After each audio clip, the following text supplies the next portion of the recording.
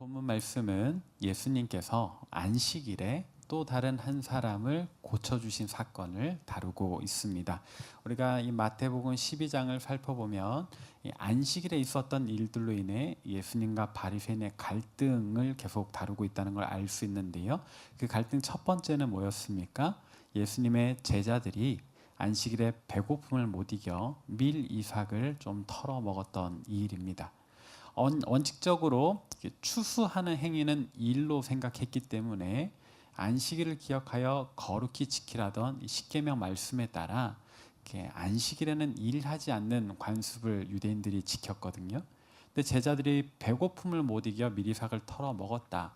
하루쯤 굶지 그러냐? 그거 잠깐 못 이겨서 노동을 했냐? 추수를 했냐? 이런 이야기였었고요. 두 번째 갈등은 예수님께서 이 안식일에 유대인들의 회당에 한쪽 손이 마른 사람, 아무래도 장애를 겪었던 그 한 사람을 고쳐주신 사건이었습니다. 이건 역시도 놀라운 기적이지만 유대인들은, 바리새인들은 이것을 의사의 치료 행위, 또 하나의 노동으로 이해했다라는 점이죠. 그래서 그들은 예수님을 계속해서 비판했습니다. 왜 안식일에 추수를 하는지, 왜 안식일에 의료 행위를 하는지, 이런 이야기들로 예수님을 비판했다. 오늘 본문은 그 두 개의 비판점에 이어지는 세 번째 사건인데요. 본문에 보니까 그때라는 단어를 씁니다. 마태복음 12장 22절 함께 읽어보실까요? 시작. 그때에 귀신 들려 눈 멀고 말 못하는 사람을 데리고 왔거늘 예수께서 고쳐주심에 그 말 못하는 사람이 말하며 보게 된지라. 아멘. 본문에 나오는 그때란 마태복음에 따르면 앞서 이야기했던 두 가지 쟁점에 이은 그날입니다. 그러나 누가복음에서는 다른 안식일이라고 해서 적어도 한 주 정도 지난 이후의 일인 것처럼 묘사를 합니다. 복음서 기자들이 아무래도 예수님과 이 사건이 일어난 당일에 이렇게 일기처럼 쓴 것이 아니라 적어도 예수님의 죽음 이후에 이들이 과거의 일을 회상하면서 이 기록을 했기 때문에 이 날짜의 차이 정도는 있을 것 같습니다. 그래서 이게 그 앞서 이야기했던 두 개의 사건과 오늘 본문이 같은 날에 일어난 일이냐, 다른 날에 일어난 일이냐, 이것은 크게 중요하지 않고요. 다만 중요한 것은 뭡니까? 유대인들이, 바리새인들이 일하지 마라, 노동하지 마라 했던 안식일에 예수님께서 자꾸만 사람들을 고치고 생명을 살리고 있다라는 점입니다. 그것을 가리켜 바리새인들이 예수님을 비판하고 있다. 오늘 본문 속에서 예수님은 어떤 사람을 고쳐주셨습니까? 아까 보니까 귀신 들려서 말 못하고 보지 못하는 그런 사람을 고쳐주셨다. 현대를 사는 사람들은요, 귀신의 존재 자체에 대해서 의구심을 갖지요. 정말로 귀신이 존재할 수 있는가? 우리 유튜버, 과학 유튜버 중에 누군가가 귀신은 공중에 떠 있기 때문에 귀신이 제자리에 머무르려면 뭐죠? 지평좌표계를 정확히 알아서 매 순간 위치를 지구의 자전에 따라 맞춰줘야 그 자리에 떠 있을 수 있다라며 귀신은 과학적으로는 있을 수 없다라는 이야기를 했는데요. 저는 그것을 증명하고 싶은 마음은 없습니다. 어쨌든 성경에 귀신의 존재가 언급이 되니까. 그리고 적어도 오늘 본문 속에서 예수님의 대적자인 바리새인들조차도 예수님께서 이 귀신 들린 사람의 귀신을 쫓아냈다, 이 사건 자체에 대해서는 별로 비판하지 않아요. 그래서 이 사람이 앞을 보지 못한다, 말을 하지 못한다 하는 것이 귀신 때문이라는 것은 본문 속에서는 맞는 것 같습니다.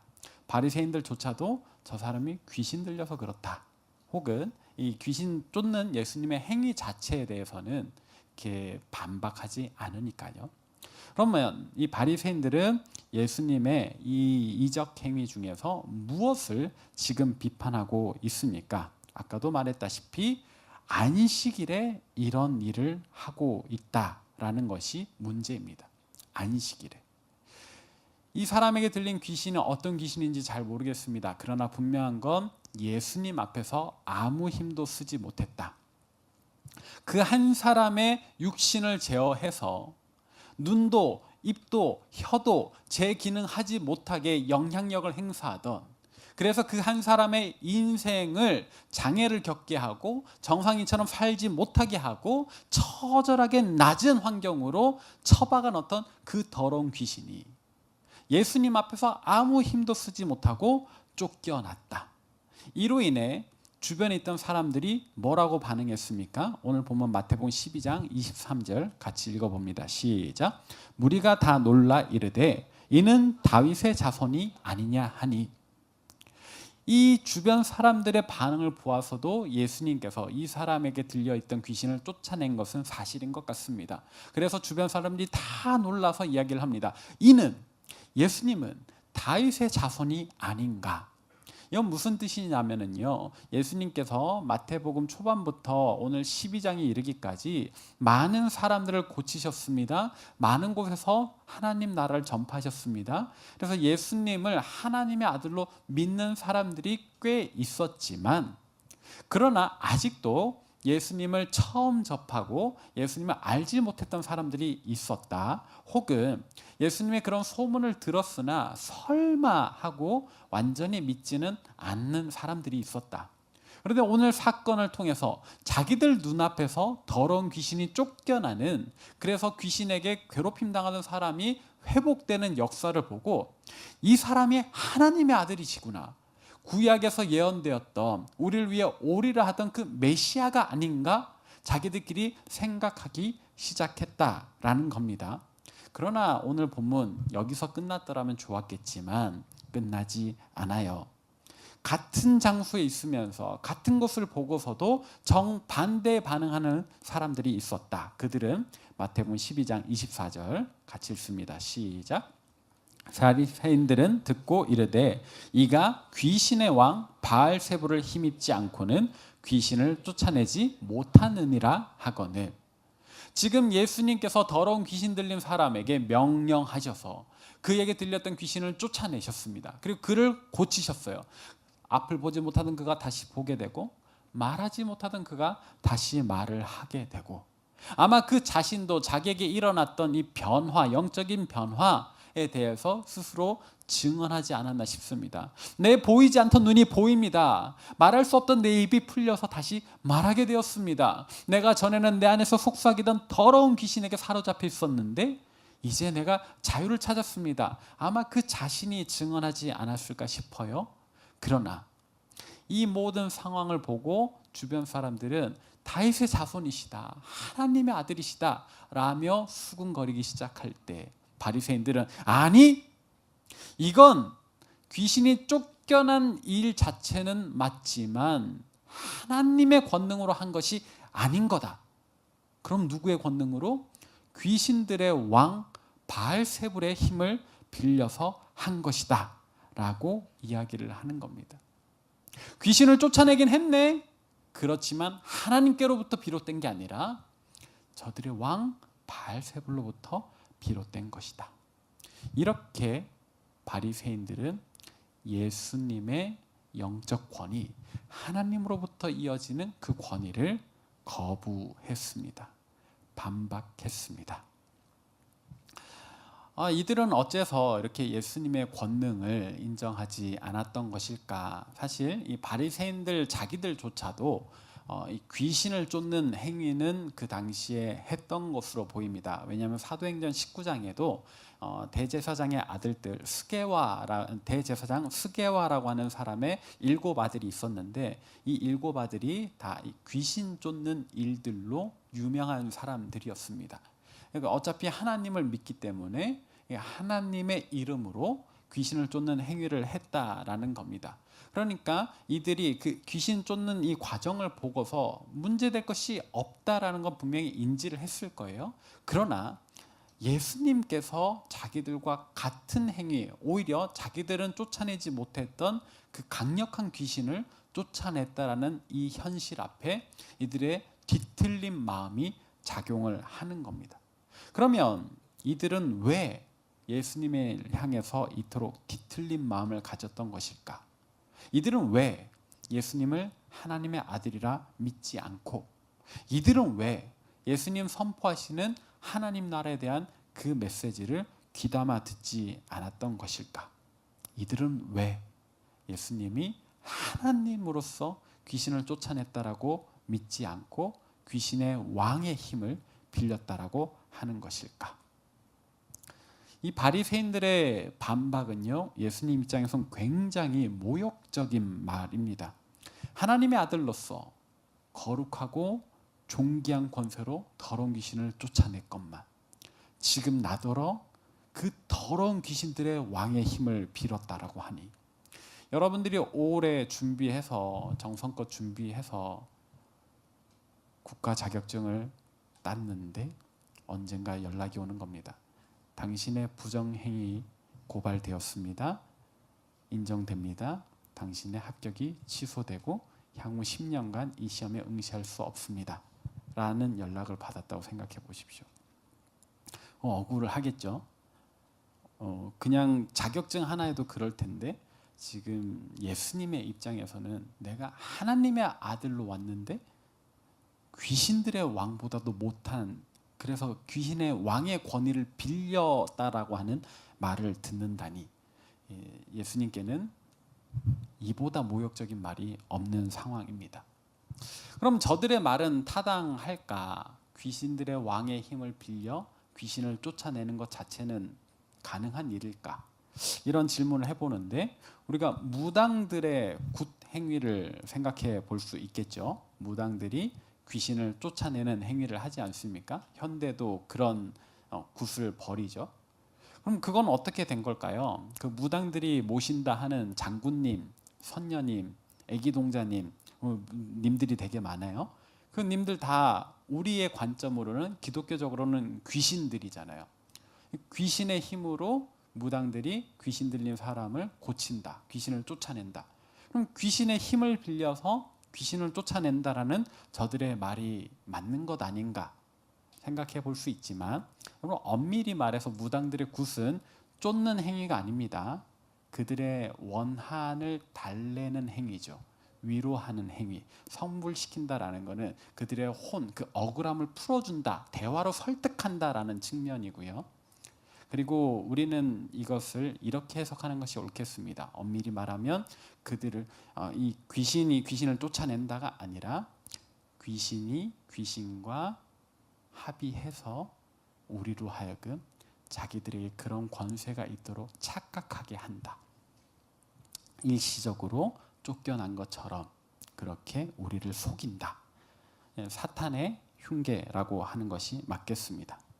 반대로 예수님의 이 축귀 사역, 귀신을 쫓는 사역, 심지어 저 바리새인들이 했다라고 하는 그 사역조차도 거룩하신 하나님의 능력으로, 거룩하신 하나님의 이름으로 귀신과 합의는 없어요. 그냥 내가 내게 명하노니 더러운 귀신아 물러가라, 쫓겨나라 선포하는 겁니다. 그 권위 앞에 귀신들은 떠나갈 수밖에 없습니다.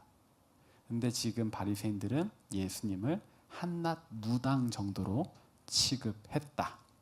그러니 예수님께 굉장히 모욕적인 말이라 하는 겁니다.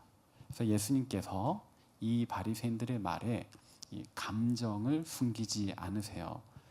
조목조목 따지기 시작하시는데, 말씀 중에 보니까 이런 말씀이 있습니다. 너희 말대로 내가 귀신의 힘을 빌어 귀신을 쫓아내는 것이라면 내비두라. 자기들끼리 싸우는 나라가 어떻게 바로 설 수 있겠느냐, 곧 멸망하지 않겠냐. 내 귀신의 힘을 빌어서 귀신을 쫓아내는 거면 그냥 내 망하게 내버려둬라. 그러나 만일 내가 하나님의 힘으로, 하나님의 권능으로 성령을 힘입어서 귀신을 쫓아낸 것이라면 하나님 나라가 이미 임한 거다. 그러니까 너희는 하나님 나라와 상관없는 거다. 간섭하지 마라. 그냥 차단해 버리시는 겁니다. 이로써 저 바리새인들 정말 하나님 나라와 관계없는 사람이 되어버리고 만 거죠. 물론 모든 바리새인들이 예수님에 대해서 이렇게 적대적이었는가? 그렇지는 않아요. 몇 사람은 예수님을 자기 집의 식사 자리에 초대하기도 했습니다.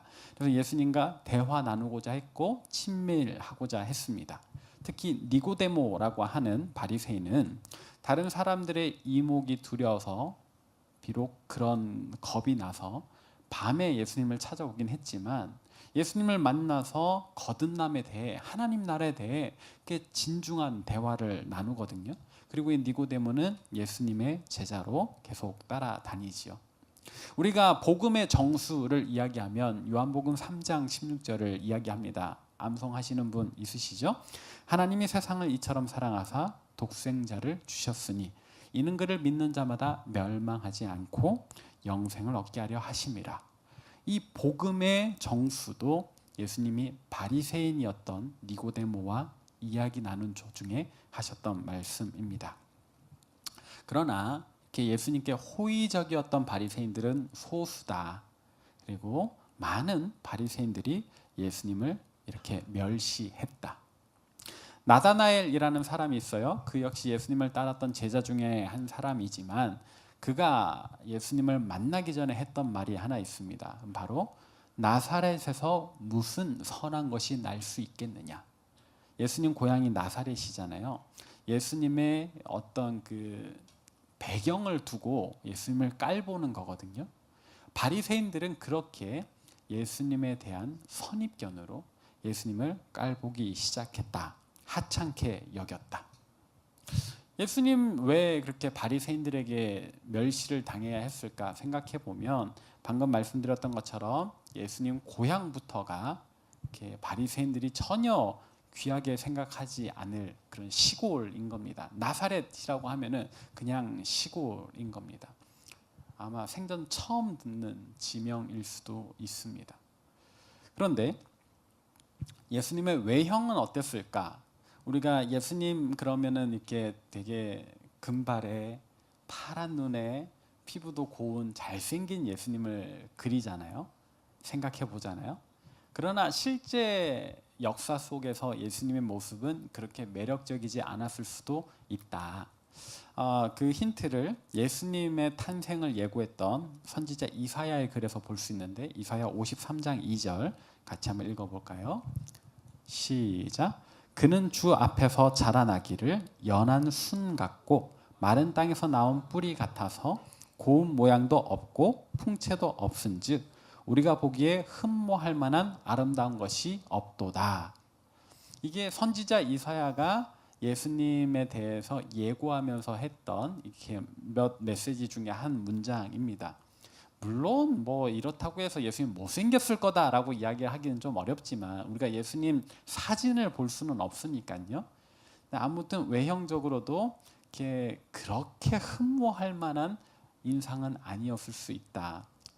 이렇게 음식을 넉넉히 드실 수 없는 환경이었으니까 많이 말랐을 것 같고 어쩌면 이렇게 유약해 보이는 인상이었을 수도 있겠습니다.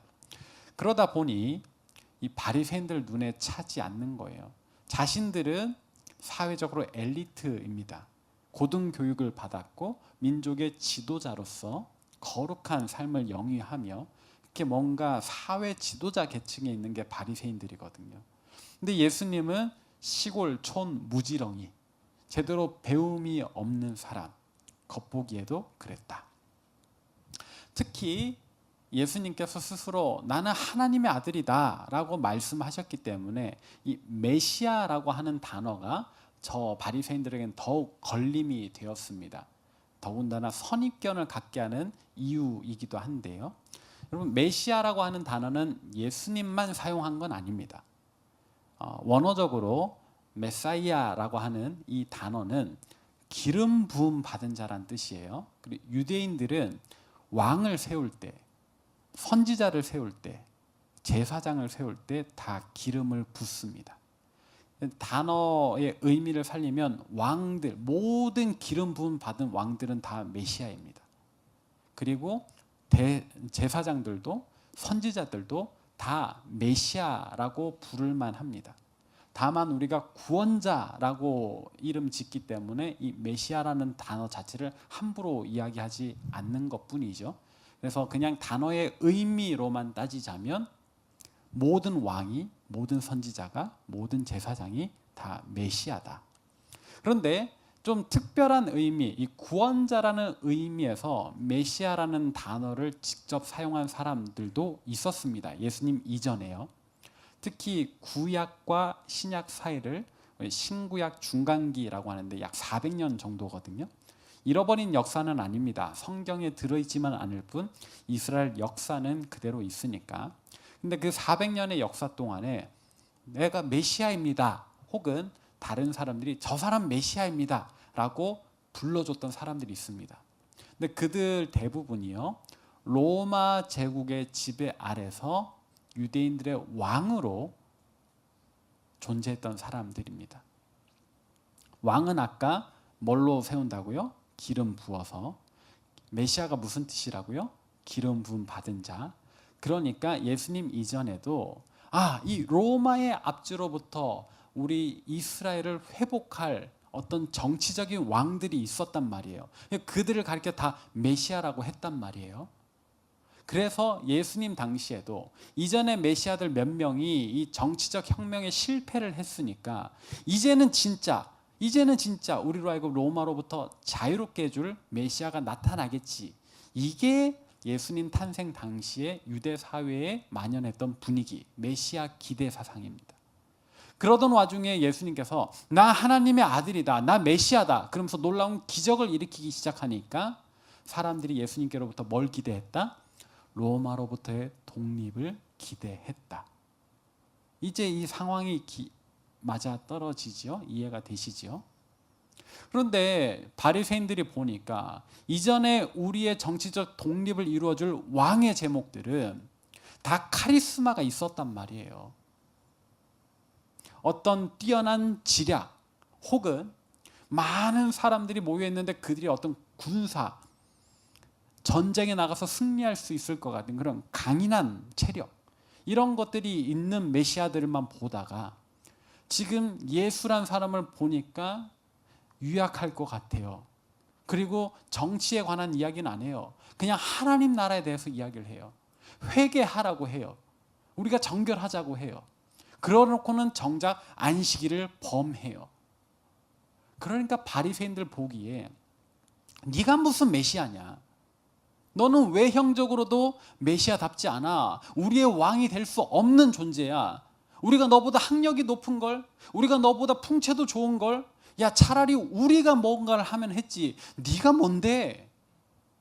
시골 출신은 나가 있어 라고 이야기를 하는 게 이 마태복음 12장의 분위기입니다. 그렇게 저 바리새인들은 예수님을 향해 선입견을 가지고 보고 있었다. 그렇게 그들의 눈은 가려져 있었다. 이 분위기를 증명하는 다른 본문이 있어요. 요한복음 9장 26절부터 29절 함께 읽겠습니다. 시작. 그들이 이르되 그 사람이 내게 무엇을 하였느냐? 어떻게 내 눈을 뜨게 하였느냐? 대답하되 내가 이미 일렀어도 듣지 아니하고 어찌하여 다시 듣고자 하나이까? 그의 제자가 되려 하나이까? 그들이 욕하여 이르되 너는 그의 제자이나 우리는 모세의 제자라. 하나님이 모세에게는 말씀하신 줄을 우리가 알거니와 이 사람은 어디서 왔는지 알지 못하노라. 아멘. 이 구절의 상황은 이렇습니다. 또 다른 사람이 있었어요. 그 사람이 앞을 못 보는데 예수님께서 이렇게 진흙을 이겨다가 이 사람 눈에 발라주시거든요. 그리고 실로암 연못에 가서 씻으라. 그렇게 이 사람이 가서 얼굴을 씻었더니 세수를 했더니 눈이 다시 보게 된 겁니다. 주변 사람들이 다 놀라요. 그리고 바리새인들에게 이 사람을 보여줍니다. 이 사람이 앞을 못 보다가 이제 보게 되었다. 바리새인들 물어요. 너 어떻게 다시 보게 됐니? 그때 이 사람이 대답합니다. 예수라는 사람이 내 눈을 뜨게 했습니다. 바리새인들이 믿지 않아요. 예수란 자가 눈을 뜨게 했다고? 아니 다른 데서는 막 손 마른 사람 고치더니 또 다른 데서는 뭐 누구를 어떻게 하더니 이제 너까지 고쳤다고? 진짜냐? 다시 물어봅니다. 이 사람이 맞다라고 이야기를 하는데도 바리새인들이 믿지 않아요. 그래서 한번 돌려보냈다가 또 부릅니다. 야, 너 며칠 전에 했던 말 진짜 맞아? 그랬더니 이 사람이 이제 답답한 거예요. 짜증이 났어요. 내가 맞다고 했잖아요. 아니, 예수님 만나고 싶어요? 그래서 그러는 거예요? 이러니까 이 바리새인들이 화를 내는 겁니다. 우리가 예수를 왜 만나? 아니, 당신들도 그의 제자가 되고 싶어서 그런 거 아닙니까? 하니까 바리새인이 이 사람에게 화를 내는 겁니다. 너나 그의 제자가 되라. 우린 모세의 제자다. 우리가 지금까지 율법을 얼마나 공부했는데 어디 나이도 어린 청년한테 우리가 제자로 들어간다고. 예수가 우리 제자가 돼야지, 이런 이야기를 하는 겁니다. 바리새인들은 본인들이 기대했던 어떤 메시아에 대한 선입견, 또 예수님을 만났을 때 가지고 있던 그 외형에서 보이는 그런 선입견으로 예수님을 바로 보지 못했다. 이제 우리 이야기를 해봅시다. 우리는 어떻습니까? 우리는 예수님을 어떻게 알고 어떻게 믿고 있습니까? 어떤 분으로 믿고 있습니까? 아마 우리에게도 선입견이 있을 겁니다. 여러분들은 예수님께 어떤 기도를 하고 계십니까? 예수님을 혹시 나를 잘되게 해주시는 분, 그래서 내 소원을 이루어주는 어떤 램프의 진이 같은 존재로 믿고 있지는 않습니까? 그래서 내가 기도했는데 내가 바란 대로 이루어지지 않으면 배신감이 느껴지고 그렇지 않습니까? 그러나 예수님 분명히 우리의 소원, 간구를 들어주실 수 있지만 또 때때로 자주 들어주시기도 하지만 본질적으로 성경이 증언하는 바 예수님은 이런 분입니다. 우리를 사랑하셔서 우리 대신에 십자가 지신 분이라고요. 성경이 우리에게 알려주는 예수님은 우리의 소원 들어주기 위해서 존재하는 분이 아니라 우리를 구원하기 위해 하늘 보좌를 버리고 이 땅에 오신 분이다. 그리고 우리를 대신해 죽으시고 부활하셔서 이제 우리에게도 부활의 소망을 주신 분이다. 이 사실을 믿어야 되는 거예요. 예수님 믿으면 잘 산대, 예수님 믿으면 건강해진대, 예수님 믿으면 예수님이 우리 삶을 더 높은 데로, 좋은 데로 풍성하게 인도해 준대. 이게 신앙의 제일 목적이 아니라고요. 나를 대신해서 죽은 사람이 있어. 그만큼 나를 사랑하는 분이 계셔. 나는 이 세상에서 존중받을 수 없는 그런 버러지 같은 인생인 줄 알았는데 날 찾아오시는 분이 있네. 날 구원하시네. 이게 먼저라고요.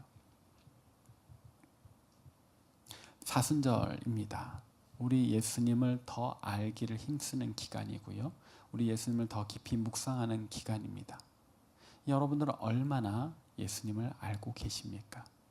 계속해서 마태복음 말씀으로 예수님을 알아가고 있는데 이번 한 주간 이 말씀 더욱더 묵상해 보시길 바랍니다. 날 위하여 십자가 지신 주님, 날 대신하여 죽으신 주님, 그리고 부활하셔서 내게 영원한 생명 약속하신 주님을 기대하는 저와 여러분 되시길 바랍니다.